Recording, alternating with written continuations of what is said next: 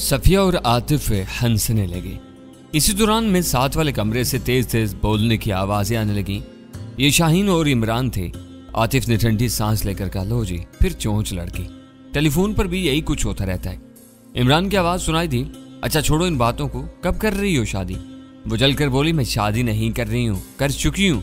किससे? वो खुश होकर बोला, एक ऐसे शख्स से जो तुमसे ज्यादा अक्लमंद और तुमसे कहीं ज्यादा स्मार्ट है। वो पुरसोच अंदाज में बोला, मुझसे ज्यादा स्मार्ट तो टॉम क्रूज ही हो सकता है और ज्यादा अक्लमंद बिल गेट के सिवा और कौन होगा?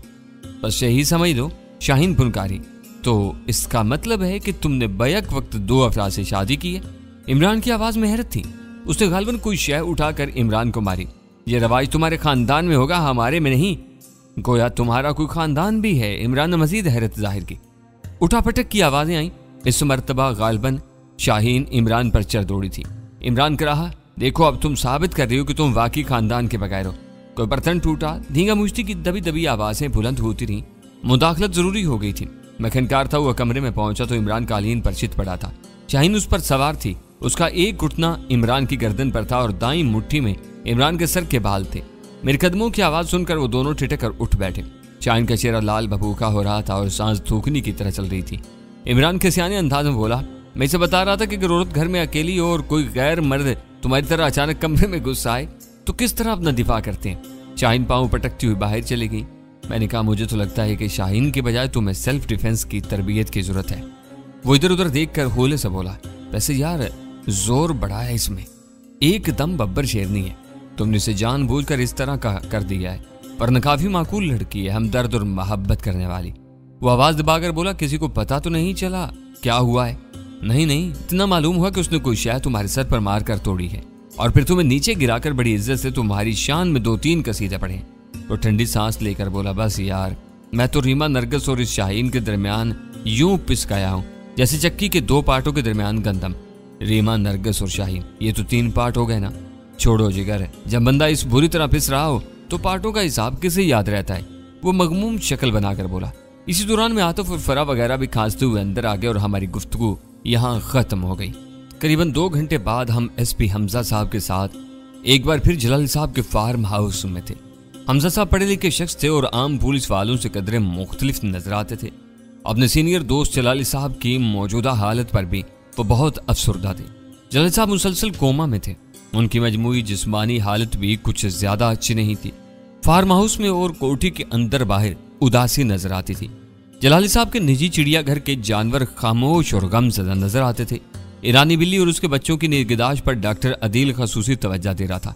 बाबे तुफैल को सख्त बुखार था और मुसलसल रोने से उसकी आंखें सुर्ख हो रही थीं। यूं तो जलाली साहब की मौजूदगी में सारे मुलाजिम इनसे डरते और सहमे रहते थे, मगर अब जलाली नहीं थे तो सबको अफसुर्दगी ने घेरा हुआ था। वो इनकी छोटी छोटी बातें याद कर रहे थे। हम एक बार फिर जलाली साहब के कमरे में पहुंचे। अभी तक कमरे की बेशतर अशिया उसी हालत में थी जिसमें हम छोड़ कर गए थे। एसपी हमजा साहब ने बताया, फिंगरप्रिंट्स की रिपोर्ट आ गई है। इस रिपोर्ट से पता चलता है कि डॉक्टर महनाज के सिलसिले में कुछ गड़बड़ जरूर है। अलमारियों के टूटे हुए तालों और दीगर अशिया पर डॉक्टर महनाज की उंगलियों के निशानात मिले हैं। अंदाजा होता है कि जाने से पहले डॉक्टर महनाज और उसके साथी डॉक्टर रसाम ने अफरा तफरी में ताले तोड़े हैं और बाक्स में से बुद्धा की मूर्ति निकाली है। अचानक इमरान को कुछ याद आया। उसने कहा, सर वो टूटा हुआ टाइम पीस कहाँ है जो यहाँ रखा था? मेरे पास है, हमजा साहब ने कहा और जेब से चाबी निकाल कर एक अलमारी खोली। उसमें कुछ दीगर अशिया के अलावा वो टाइम पीस भी रखा था। टाइम पीस की सुइयां 1:30 पर रुकी हुई थी।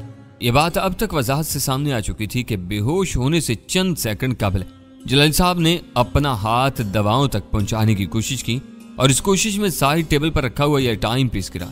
एक तरह से यह टाइम पीस जलाल साहब के बेहोश होने का वक्त बता रहा था। इमरान ने कहा, जनाब जहां तक मुझे याद पड़ता है गेट पर आमदोरफ्त के रजिस्टर में महनाज और उसके साथी की रवानगी का वक्त है 1:05 लिखा हुआ है। अगर वाकई ऐसा है तो फिर महनाज जलाल साहब की बेहोशी से 20-25 मिनट पहले यहां से निकल चुकी थी। हमजा साहब ने गालिबन अभी तक रजिस्टर को गौर से नहीं देखा था या शायद दीगर मसरूफियात में उन्होंने टाइम पीस और रजिस्टर में इंदराज के वक्त का मुवाजना न किया हो। इन्होंने एक ASI को कहा और वह फौरन इंचार्ज गार्ड को रजिस्टर समेत लिया है।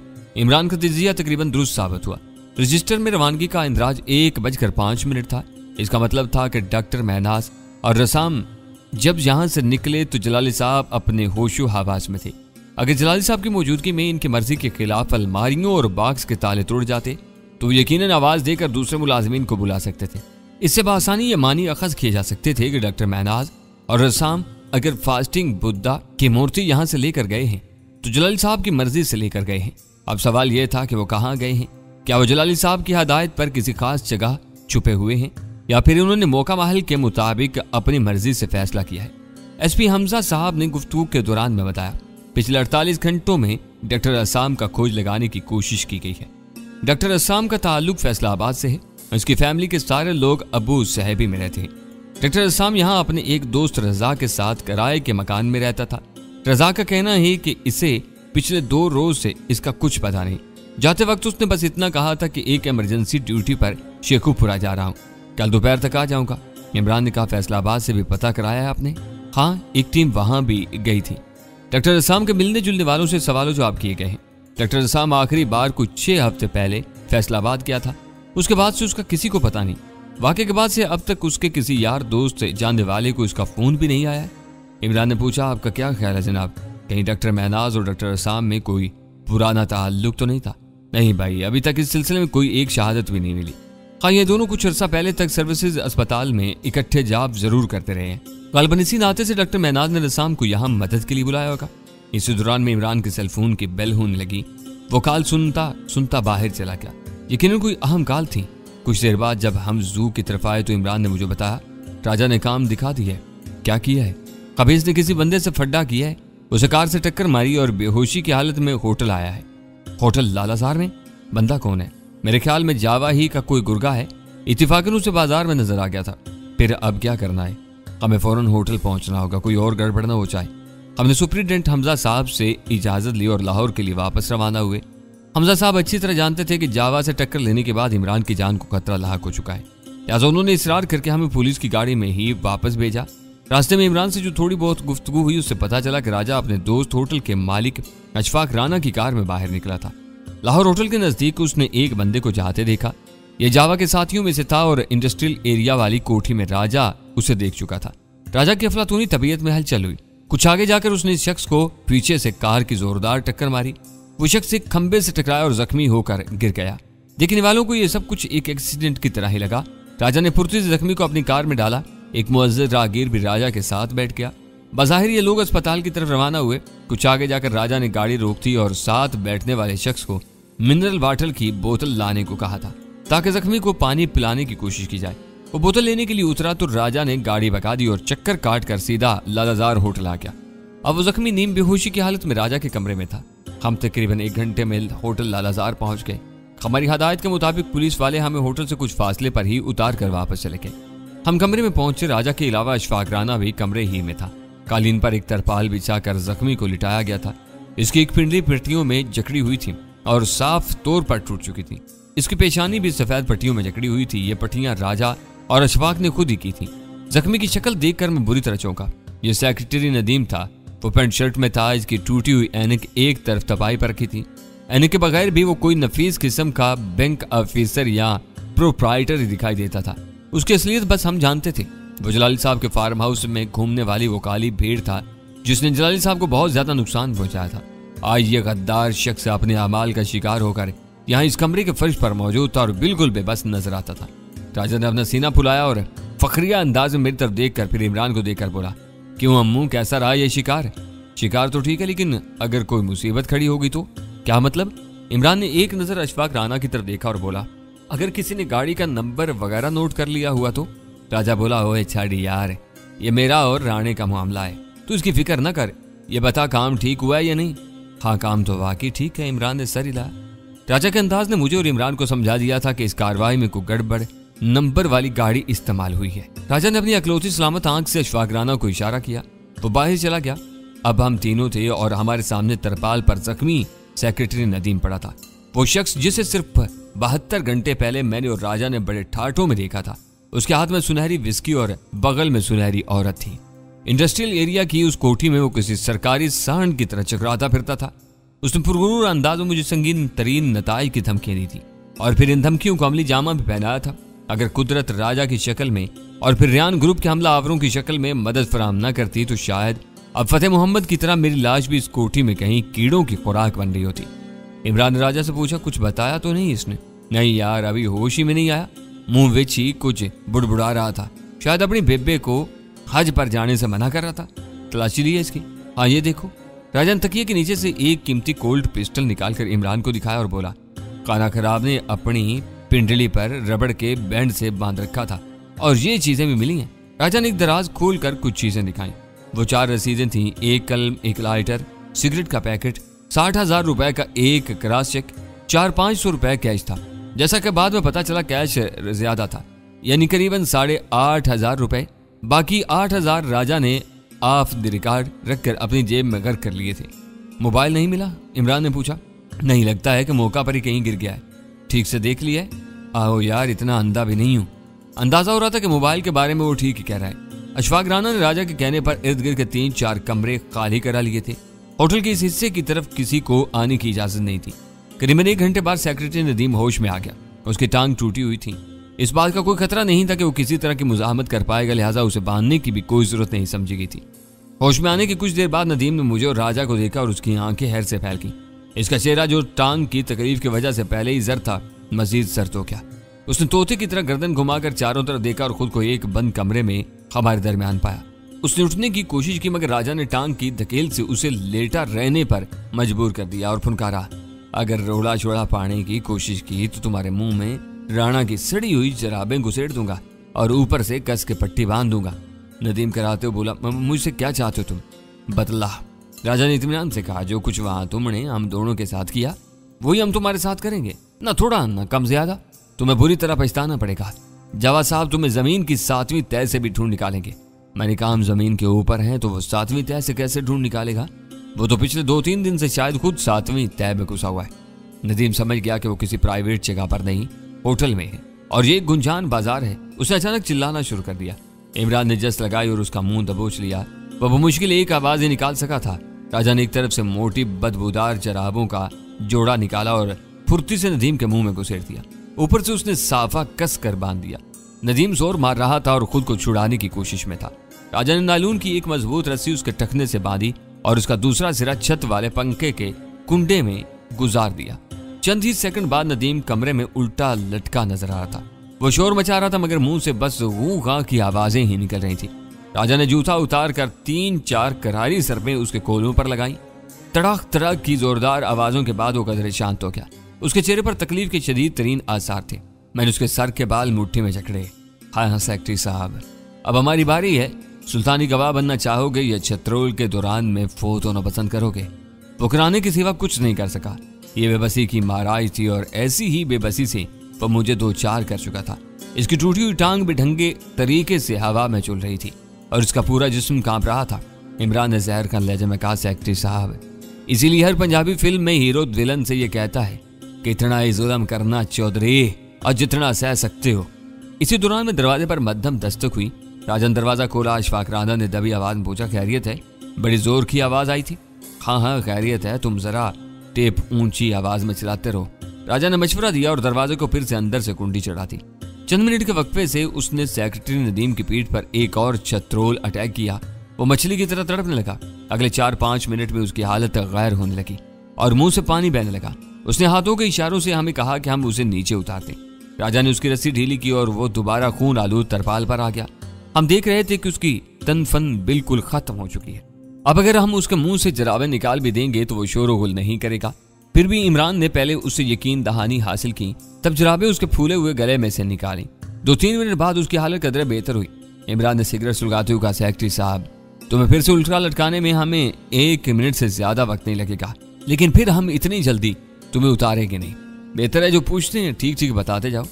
नदीम सख्त जान नहीं था, ना ही शायद वो बड़े दिल गुर्दे का मालिक था। गालिबन दौलत की चमक और अयाशी का नशा उसे फिसला कर कहीं का कहीं ले गया था। उसने इमरान की बात के जवाब में असबात में सर हिला और पानी मांगा। राजा ने उसे पानी पिलाया। टांग की तकलीफ उसे बेहाल कर रही थी। इमरान ने कहा, लाहौर होटल के पास तुम क्या कर रहे थे? और जो बताना सच बताना। वो टूटी फूटी आवाज में बोला, मैं फैसलाबाद जा रहा था। किस लिए? वो चंद सेकंड तवक्कुफ के बाद बोला, मैं अनाज का साथी डॉक्टर असाम वहीं का रहने वाला है। जवाब साहब ने मेरे जिम्मा ये काम लगाया था। क्या काम लगाया था? यही कि उसका खोज लगाऊं। आप लोगों को पता चल ही गया होगा कि डॉक्टर महनाज और रसाम बुद्धा की मूर्ति समेत गायब हैं। वो टक कर बोल रहा था, तुम पैदल ही फैसलाबाद जा रहे थे? खैर से? मैंने पूछा। नहीं, गाड़ी थी, ड्राइवर और एक गार्ड भी था। वो सनोबर सिनेमा की तरफ खड़े थे। मैं बस 2 मिनट के लिए नीचे उतरा था, एक दोस्त से चेक लेने के लिए। जावा हरामी अब कहाँ है? इमरान ने पूछा। इस सवाल के जवाब में नदीम ने कुछ तजब्जुब से काम लिया, मगर जब इमरान के इशारे पर राजा ने फिर से रस्सी की तरफ हाथ बढ़ाया तो वो दोबारा बोलने लगा। जावा के बारे में नदीम ने जो कुछ बताया वो हमारे लिए काफी हौसला अफजा था। नदीम की बातों से पता चला कि वहां मुंबई में जावा पर एक उस्ताद आई है। एक हर दिमाग पुलिस अफसर ने जावा के छोटे भाई को उसकी गर्लफ्रेंड समेत गोलियों से छलनी कर दिया और फरार हो गया। इस पुलिस अफसर का याराना रियान ग्रुप के लोगों से बताया जा रहा है। इस वाक़े के बाद राजा फौरन अपने लाव लश्कर समेत मुंबई चला गया था। इसकी हालत बहुत बुरी थी। वो अपने सामने आने वाले हर शख्स को गालियां दे रहा था। भाई के कत्ल की इतला देर से देने की पादाश में उसने इतला देने वाले को मौका पर एक गोली मार कर शदीद जख्मी कर दिया था। नदीम ने उसके अंधाधुंध शराब पीने का जिक्र भी किया। मैंने चौंक कर कहा, लेकिन तुम्हारी इतला के मुताबिक है तो उसने कोई भरत वचन रखा हुआ था, शराब और औरत को हाथ नहीं लगाने की कसम खाई हुई थी। वो कराते हुए बोला, वो भरत वचन भी फिलहाल टूट गया है। मैंने कहा है ना, जावा साहब की हालत बहुत बुरी है। मुझे यकीन है कि मुंबई में बड़ा खून खराबा होगा। इमरान ने सिगरेट का एक तवील कश लिया और शोले फिल्म के गब्बर सिंह के अंदाज बोला, अब तेरा क्या होगा कालिए, तेरा तो कसम ही तुझे छोड़कर भाग गया। नदीम ने आंखें बंद कर रखी थी, पेशानी पसीने से तरती, लगता था कि टांग की तकलीफ के सबब वो किसी भी वक्त बेहोश हो जाएगा। इमरान ने पर्ची पर एक पेन किलर इंजेक्शन लिखा और राजा से कहा कि बाजार से मंगवा ले। इसी दौरान में इमरान के फोन की बेल होने लगी। उसने फोन सुना, कुछ देर हूं हां करता रहा, फिर बाहर निकल गया। मैं भी उसके पीछे होटल के कॉरिडोर में आ गया। 2-4 मिनट बाद इमरान ने फोन बंद किया और गहरी नजरों से मेरी तरफ देखा। क्या बात है? मैंने पूछा। जिलानी तेरे रकीब रोसिया के बारे में मालूमात दे रहा था। उसने बताया कि मासी हमीदन से जो कुछ हमें मालूम हुआ है वो बिल्कुल दुरुस्त है। यूसुफ की जर्मन बीवी उसे छोड़कर चली गई है। जाते जाते वो अपनी हर चीज अपने साथ ले गई है। उसके दोस्तों और कजन्स का एक टोला उसके साथ था और इन लोगों ने यूसुफ फारूकित को धमकियां शमकियां भी दी हैं। लेकिन तलाक वगैरह तो नहीं हुई ना? मैंने पूछा। नहीं हुई है तो हो जाएगी। जिलानी ने एक और खास बात बताई है, तुम्हारा रकीब रोसिया यानी यूसुफ सानी इस वक्त फोर्ट्रेस के एक शानदार शॉपिंग प्लाजा में मौजूद है और शॉपिंग फरमा रहा है। इसने बहुत से बेच कीमत लेडीज ड्रेस खरीदे हैं और अभी मजीद खरीदारी कर रहा है। यार क्यों ना इस बंदे को एक बार देखा जाए? मैंने कहा। बेशक हम जा सकते हैं, वैसे भी अब हमें जावा के गुर्गों का डर नहीं है। कम अज कम मुझे तो नहीं है। मुझे भी नहीं है, और अगर कहीं इनसे मुलाकात हो भी गई तो क्या होगा? तुमने खुद ही तो एक बार कहा था कि लाहौर की सड़कों पर धींगा मुश्ती करने का अपना एक मजा है। यानी तुम मारामारी के लिए भी तैयार हो? 101%। जिन सड़कों पर एक उम्र डर सहम कर गुजरी है, अब इन पर सीना चौड़ा करके चलने को दिल चाहता है। मैंने कहा और जेब से नदीम का कीमती कोल्ड पिस्टल निकालकर इसका मैगजीन चेक किया। एक फालतू मैगजीन भी साथ मौजूद था।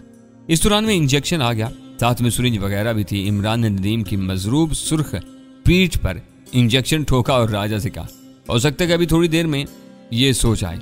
ना सोया तो थोड़ी सी चरस पिला देना इसको। तुम्हारे पास तो हर वक्त मौजूद होती है, लेकिन होशियार रहना, इसकी फिक्र न कर अम्मू। ये दूसरी तीसरी बार भी पैदा हो जाए तो मुझे धोखा नहीं दे सकता। लेकिन तुम्हारी वापसी किस वेले तक होगी? बस 1-2 घंटे तक, इमरान ने कहा। हम नीचे आए और एक टैक्सी में सवार होकर फोर्ट्रेस पहुंच गए। जिलानी से फोन पर हमारा राब्ता था। हमें इस तक पहुंचने में ज्यादा दुश्वारी नहीं हुई। वो शानदार शॉपिंग प्लाजा के 2nd फ्लोर पर मौजूद था और कोल्ड ड्रिंक पी रहा था। उसने हमारे लिए भी ड्रिंक मंगवाए। कहाँ है रकीब रोसिया? इमरान ने जिलानी से पूछा। जिलानी ने गोशी की तरफ इशारा किया। यहाँ शानदार किस्म का इटालियन फर्नीचर सेल के लिए मौजूद था। लंबी नाक वाला एक खूबरू नौजवान बड़े स्टाइल से शीशा पी रहा था और साथ साथ फर्नीचर का जायजा ले रहा था। इसका लिबास जदीद तराश का और कीमती था। एक ड्राइवर टाइप शख्स उसके करीब मुअद्दब खड़ा था। यही है यूसुफ फारूकी साहब। जिलानी ने सरगोशी की। हम कैफेटेरिया की कुर्सियों पर बैठ गए और उसकी हरकतों सकनात मुलाहिजा करने लगे। इसने 1-2 बार अपने शानदार सेलफोन के जरिए किसी से बात भी की। ये सोचकर मेरे दिल में टीस सी उठी कि शायद यह बात उसने बयाना में सरवत ही से की हो। इस लकड़ी की 2 फोल्डिंग कुर्सियां परचेज की, क्रेडिट कार्ड के जरिए अदायगी की और ड्राइवर कुर्सियां उठाकर नीचे ले गया। तब उसकी नजरें कीमती लकड़ी के एक शानदार स्विंग पर अटक गईं। ऐसे खूबसूरत छोटे झूले अमूमन 2 बेहाता जोड़ों को तहफ्फुजतन दिए जाते हैं। थोड़ी सी छान फटक के बाद यूसुफ ने झूला भी ये खरीद लिया। बड़ी तैयारियां हैं भाई। इमरान ने ठंडी सांस ली। मैंने कोई जवाब नहीं दिया। इसी दौरान में मेरे मोबाइल पर कॉल आई। मैं देखा यह बयाना से नुसरत का नंबर था। कुछ देर तक तजब्जुब में रहने के बाद मैंने कॉल रिसीव की। दूसरी तरफ से नुसरत की बेताब आवाज हुई, ताबिश भाई आप कहाँ गायब हो जाते हैं? बाईगार्ड बड़े कठोर हैं आप। ना मैसेज का जवाब देते हैं ना कॉल रिसीव करते हैं। भाई तुमसे बात तो की थी, लेकिन कब की थी ये भी तो देखिए ना। लगता है कि आप रोज ब रोज मसरूफ होते जा रहे हैं, और यह मसरूफियत कुछ खतरनाक भी है। मुझे लगता है कि वहाँ पाकिस्तान में आप अपने दोस्त इमरान साहब के साथ मिलकर कुछ गड़बड़ कर रहे हैं। मैंने आपके दोस्त इमरान साहब के बारे में एक छोटी सी न्यूज़ भी देखी है टीवी चैनल पर। मैंने भी देखी थी, इसमें कोई हकीकत नहीं है, लेकिन मेरी मौजूदगी में आपने रेस्टोरेंट के अंदर जो लड़ाई की वो तो हकीकत थी ना। चल इस बारे में बाद में बात हो जाएगी। इस वक्त आपको एक बड़ी अहम इतला देने के लिए फ़ोन किया जनाब। कैसी इतला? हम पाकिस्तान वापस आ रहे हैं। 1 हफ्ते पहले एक लंबा चौड़ा चेकअप हुआ है आपकी इस बहन का। डॉक्टरों का कहना है कि अभी फौरी तौर पर ऑपरेशन की जरूरत नहीं। वो दुआओं के जरिए पहले मुझे अच्छा करना चाहते हैं, इसके बाद ऑपरेशन की बारी आएगी। जैसे बकरी को पहले खिलाते पिलाते हैं फिर छुरी चलाते हैं। चचा अहमद ने सीनियर डॉक्टर साहब से तफसील के साथ मशवरा किया है। अगर हम यहाँ वियाना ही में रहेंगे तो 2.5-3 माह में काफ़ी सारा खर्चा आ जाएगा। लिहाजा फैसला हुआ है कि हम पाकिस्तान आ जाएं और पहले मेडिकेशन का कोर्स पूरा करें। ये तो आम खबर सुनाई है तुमने, लेकिन पहले मेरी बात अहमद चचा से करवाओ। मैंने कहा। नुसरत की आवाज़ सुनाई दी, वो अहमद चचा को पुकार रही थी। चंद सेकंड बाद अहमद चचा की आवाज़ उभरी। वो भी मुतमईन और खुश महसूस होते थे। नुसरत के बारे में चचा अहमद से मेरी तफसीली बात हुई। उन्होंने भी यही बताया कि अभी ऑपरेशन मुलतवी हुआ है और गैर मुतवक्का तौर पर नुसरत की हालत भी बेहतर है, और अगर वो मेडिकेशन के लिए अस्पताल में एडमिट रहती है तो काफ़ी खर्चा आ जाएगा। डॉक्टरों के मुताबिक मुनासिब यही है कि वो चंद माह के लिए पाकिस्तान चली जाए। हमारी इस गुफ्तगू के बाद इमरान ने वहीं बैठे बैठे फ़ौरन रियान विलियम से फ़ोन पर रब्ता किया। रियान साहब और प्रोफेसर रिची के साथ इमरान का टेलीफोनिक रब्ता होता ही रहता था। वो इन्हें जलाली साहब और अराकोए के हवाले से ताज़ा तरीन सूरत हाल से आगाह रखता था। रियान विलियम इमरान की बेपनाह लग पर कुछ अनोखा सा भरोसा करता था। हालांकि मौजूदा सूरत हाल अराकोए के हवाले से इतनी हौसला अफजा नहीं थी, लेकिन रियान विलियम को यकीन था कि इमरान की कोशिशों का हतमी नतीजा मुस्बत ही निकलेगा, जैसे क्वेस शोर लग्जरी थियारे का निकला था। जावा ग्रुप से खुल्लम खुल्ला टकराव के बाद रियान विलियम के नज़दीक इमरान की अहमियत और भी बढ़ गई थी। इमरान ने जिस तरह जावा के दस्ते रास्त नादर टीटी को मौत के घाट उतारा था, वो रियान विलियम के लिए बहुत अहम था। बहरहाल रियान विलियम की ख्वाहिश थी कि इमरान और रियान ग्रुप का ताल्लुक पोशीदा ही रहे।